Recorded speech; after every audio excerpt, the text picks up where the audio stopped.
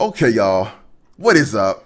It's Vincent, and today we got some SIGARDA VOLTRON, previously recorded just to, I'm trying out a new thing of recording the gameplay first and then commentating afterwards. So, yeah. So, in this game, we got Belladros Witherbloom, Dina Soul Steeper, and then the last opponent is Lurrus of the Dream Den. So, so this opening hand actually was pretty good, I thought, because you got the Enchantress, which has Shroud, which is gonna be relevant later, definitely. And then also got the Enchantress's Presence, and then Black Blade Reforged is just there. Got some good lands, good a good amount of lands as well. Yeah. So I figured I was pretty well set up to at least, if nothing else, I'll at least be able to draw cards right off the Enchantress and off the Enchantress's presence. So right there, that is actually a seal of cleansing from Lurrus opponent. So a little bit concerning. I was a little bit concerned with that one.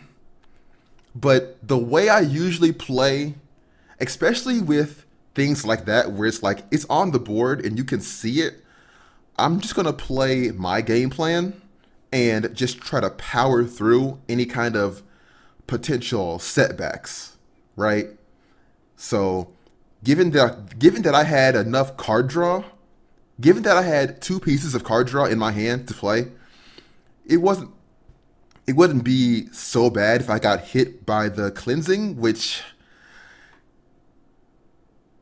yeah. So mostly just some setup right here. Command Dina's in play for that opponent. Got some card draw going on.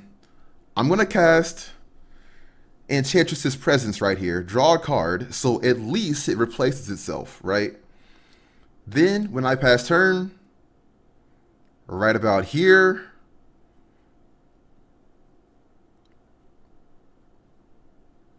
I get hit by a seal of cleansing, right?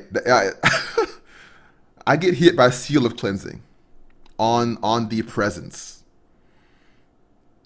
which is not ideal. And that immediately is like, okay, this is the enemy, the Lurrus player, right? Lurrus player just made the enemy right there.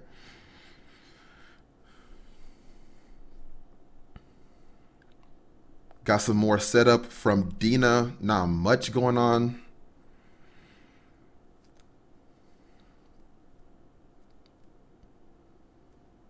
There it is. There it is.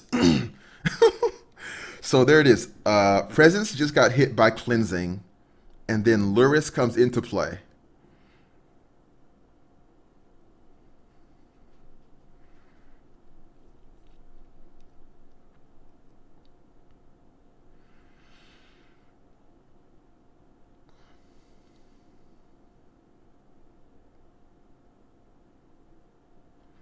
So right here, I'm just casting out the core Spirit Dancer, and I'm casting out the Vigilance enchantment, right, just to get more card draw. It's like if I can just draw cards, that's what really matters right now. To just push through removal, since there's gonna be some more removal coming up. But if I can just push through, and if I can just, I got the Internal Witness in hand, right? So it's like I'm feeling pretty good about how I can recover, how I can just have more resources, even if right there, that's Witherbloom, right? Belladros Witherbloom player taking out my core Spirit Dancer, and it's like, okay, so I got two enemies now. They want to fight. They wanna mix it up. So I just got to keep drawing cards, basically. I would like to have some ramp also. Ideally, it would be card draw and ramp together. But right now, all I'm doing is having some card draw, which, I mean, could be worse, right? And, like, the most powerful thing that I'm going to be doing, like, in this whole game is just drawing cards. Getting hit by Lurrus right here. So we're fighting. We're back and forth right now. Gonna throw down my own seal to take out the Smothering Tithe, because Smothering Tithe, it's pretty powerful. If you didn't know, Smothering Tithe is kind of good. So, felt like I should just get rid of it, especially since we're fighting. May as well fight some more. Enchantress gonna draw some cards. Seal of Primordium gonna take out the Smothering Tithe. And I chose to hold up the Boon Satyr. The logic was I'll hold up Boon Satyr at flash speed in order to block the Lurrus, potentially. If I got attacked by Lurrus, I would flash out Boon Satyr and block it to get rid of it. That was the plan. So that was damnation right there. That was damnation from Belladros player to just destroy everything, which I was not.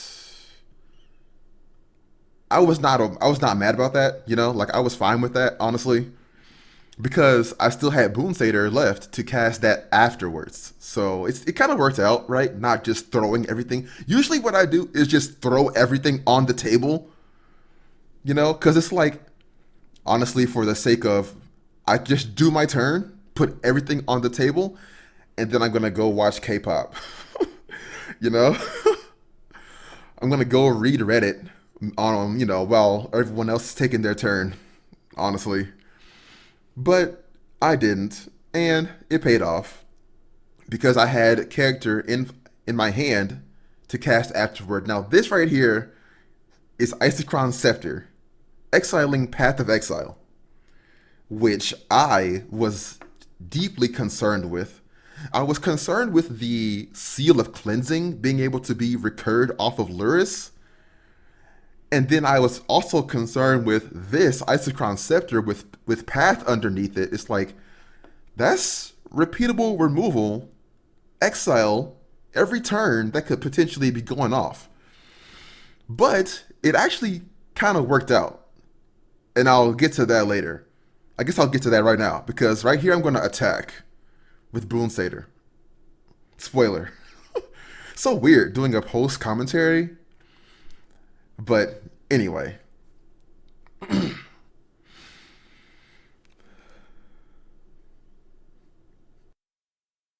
Oh, yeah. So right here, Eternal Witness to get back the Argothian Enchantress, because I need to just draw cards. Drawing cards is what matters right here. Got some recursion in play, got some removal going off, right? It's like, drawing cards is the most important thing in this game. Like, in this game that I played, and also just in the entirety of Magic in general. So yeah, here's the attack with Boon Satyr at Lurrus. Like, I'm not blind, I can see Isochron Scepter is there, right? But it's worth it to, well, if he takes the hit, then that's more damage on my number one enemy. But if I get hit by the Scepter, if Satyr gets hit by Scepter, then I get to ramp. Ramping is going to be very relevant for my next turn. So, kind of worked out. He kind of got baited, honestly. Really what I did is baited him to get the land. So here comes Belladros into play. Honestly, so I am very interested in actually building a Belladros deck. Belladros Witherbloom with the ability to pay your life to untap your lands seems freaking huge. Just incredible. But didn't really seem that explosive from my opponent in this game, so we'll see. We'll see if I see some other videos or other gameplay or something about it or with it, or just brew it myself would be the best option, right? So yeah. So Belladros makes a pest token on each upkeep, and then also pay your life to untap your lands. I feel like that is just insane. I feel like that is like honestly like Torment of Hellfire dot deck, right? Just like a bunch of tokens and then a bunch of mana, a bunch of ramp like lands, cultivate, of course. I'm thinking of Ashnod's Altar, right? And then just massive X spells, right? With the tokens, with the untapping your lands, that's kind of huge, kind of powerful. And it's in green, the best color. I feel like from a mechanics standpoint, green is just the best color. Leave your own thoughts below in the comment section on that one. But yeah, so it's coming back to my turn right here. Everyone else, I don't know. Everyone's just doing their thing, kind of, but not like anything major. Like no haymakers yet. Even after this thing came into play, Belladros Witherbloom is in play. Okay, kind of doesn't even matter, right? Because here's the thing: on my next turn, because I attacked with Satyr and got hit by and got it exiled. Oh, also Witherbloom player destroyed the scepter right there. Oh, in on their turn, Witherbloom player actually destroyed scepter. Relevant factor.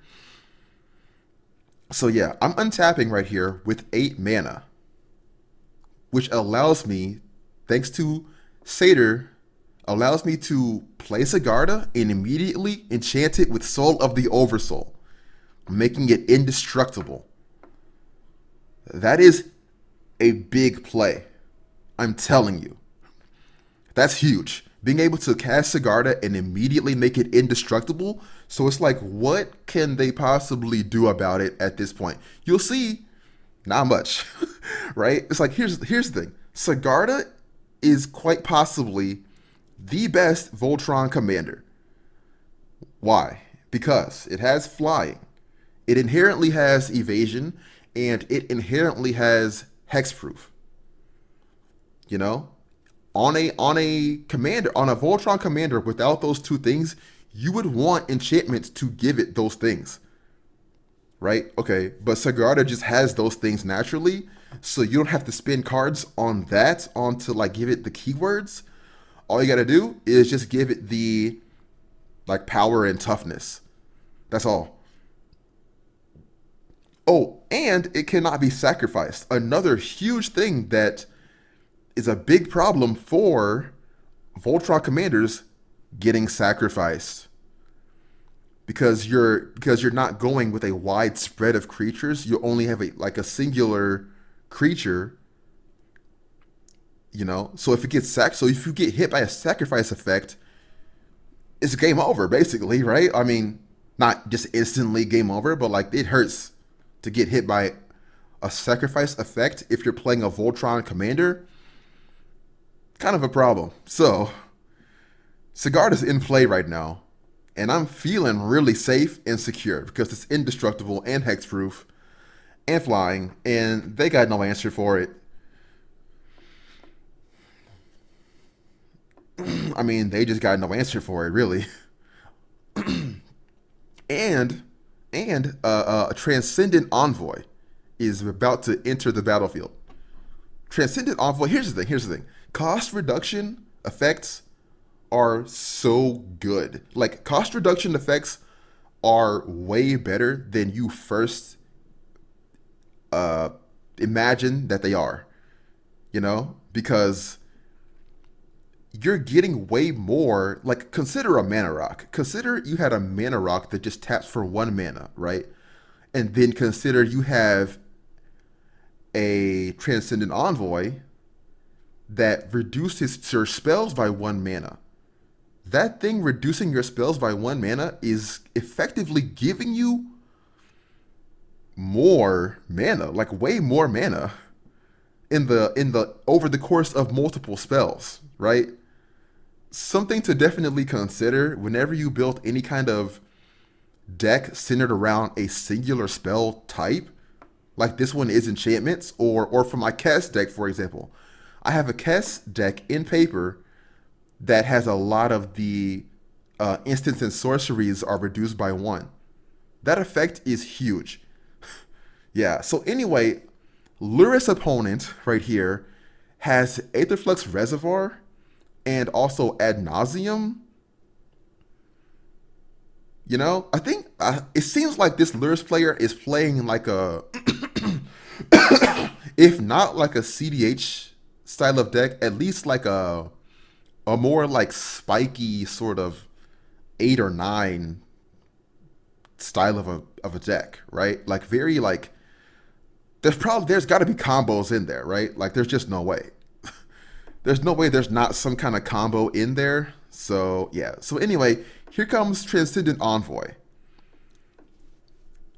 And here comes Market Festival, which I misplayed right here by enchanting the land that I also then tapped for mana. I could have had 2 extra mana on this turn if I hadn't misplaced that enchantment right there. Kind of awkward, but whatever. What matter? I mean, here's the thing. So like I was saying, cost reduction reduces that spell, the Market Festival, and also reduces Sage's Reverie, is it? I just drew 4 cards. Like, that's huge. That's a big deal.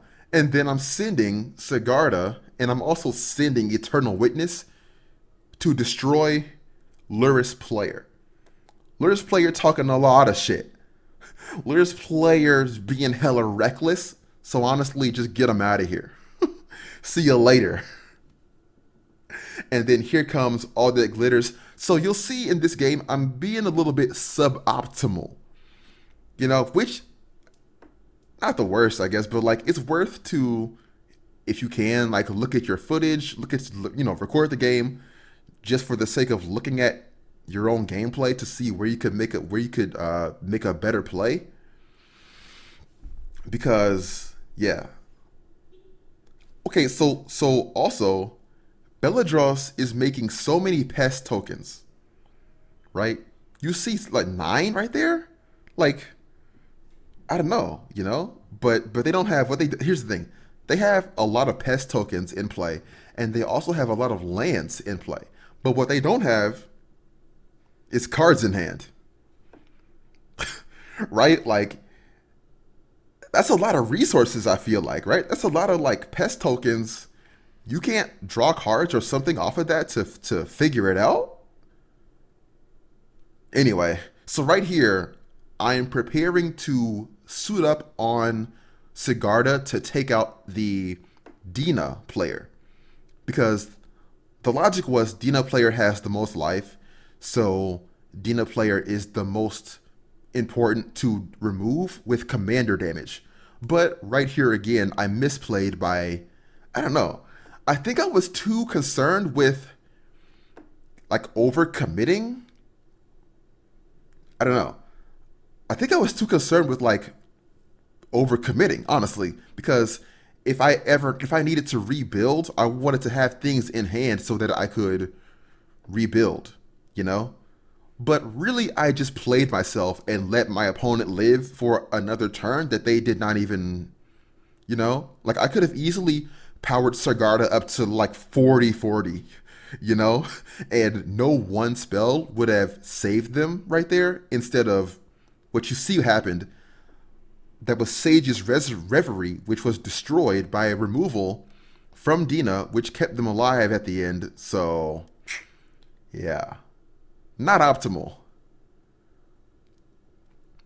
And I definitely could have lost right there if I didn't finish them and then both of them, you know what I'm saying? Like, here's the thing. I am clearly arch enemy in this moment. Right? Like, but they clearly don't have what they need to figure it out. Right?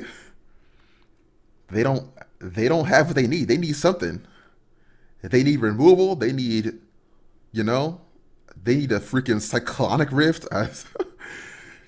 They're not playing blue, but you feel what I'm saying? You get me, right? It's like, yeah. Bro, Beladros Witherbloom has 11 pest tokens in play.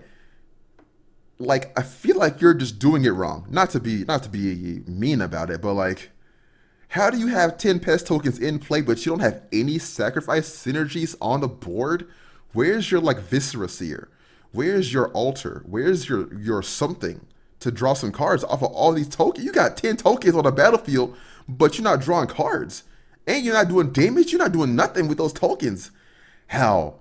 How do you not have 10 how do you have 10 tokens in play but nothing to do with them? Where is your synergy? Honestly, right? It's like I feel like my decks are all about the synergy, which is kind of a downside because it means individually each piece is not the punch, right?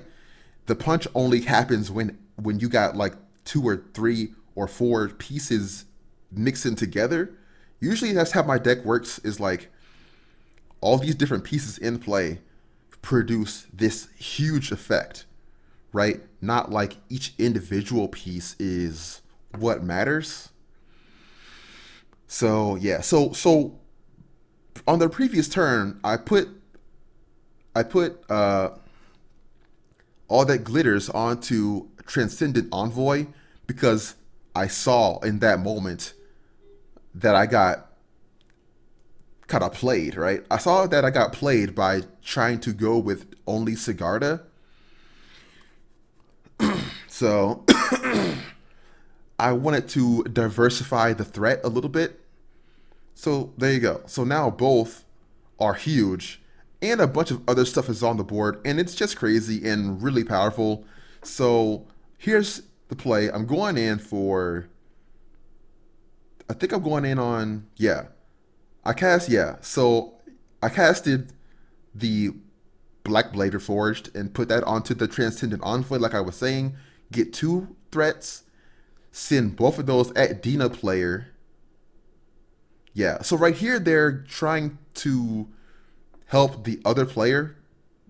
They're helping the Witherbloom player by giving the Kokusho undying, basically, right? When it dies, it comes back.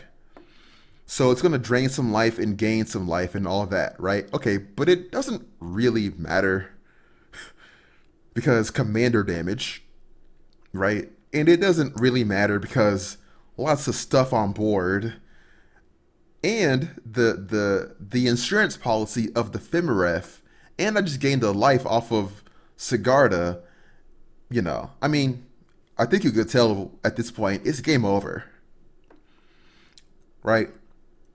There they go. They're gone.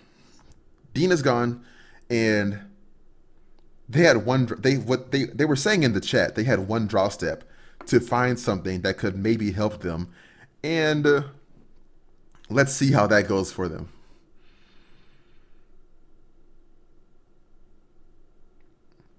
Yeah, yeah. That's not what they needed right there.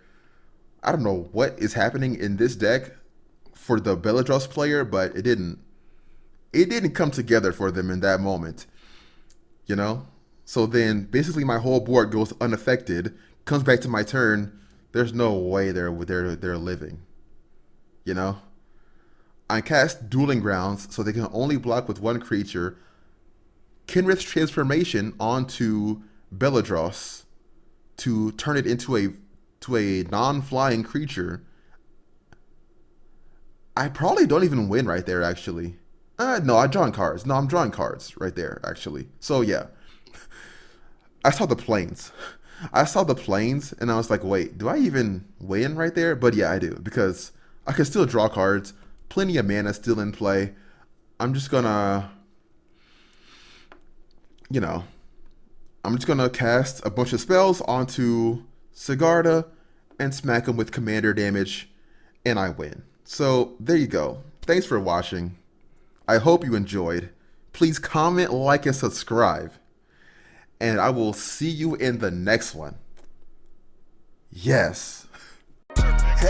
Okay, dodging that bullshit. Olay, you never use, you get no play. Meanwhile, I stay in they brain all day, no pay. Okay, so cold I might throw a snow day. These no names, they just like OJ, cause they know they need to lay low. God like with a halo, greet haters like Mano, cause they know they don't wanna get KO'd. Miss Vodka with a blueberry Fago.